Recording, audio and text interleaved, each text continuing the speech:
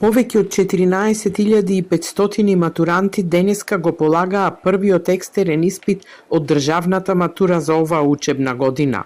Годинава за првпат се применува новиот концепт кој им овозможува на учениците да изберат меѓу државна, државна стручна и државна уметничка матура. Во зависност од изборот, денеска полагаа странски јазик, математика или историја. Според Министерката за образование и наука Весна Јаневска, полагањето помина без проблеми. Дел од нив ќе го продолжат образованието на соодветните факултети, а дел од нив ќе влезат на пазарот на трудот.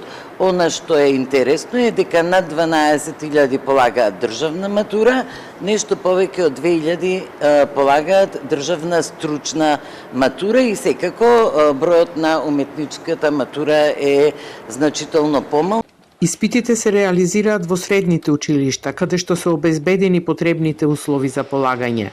Дел од матурантите испитите ги полагаа во амфитеатрите на повеќе високообразовни институции, модел кој според надлежните се покажал како поефикасен во спречување на препишувањето. Минатогодишното искуство покажа дека полагањето во голем простор вродува со плод, така што начинот на кој што се организира матурата во големите простори, каде што има поголема група на ученици, некако што беше во минатото 15 во училница, сега гледате во амфитеатрите има многу повеќе од 15, има поголема група на тестатори кои што се одредени за секоја 15 по еден, наблюдувачи и одложувањето на телефоните на местата кои што се определени за истите вродува со плод, така што ние правиме се за да биде тестирањето онака како што треба. За спроведување на матурските испити ангажирани се околу 2500 тестатори и 200 наблюдувачи. Вториот екстерен испит по мајчин јазик ќе се полага на 11 и 12 јуни,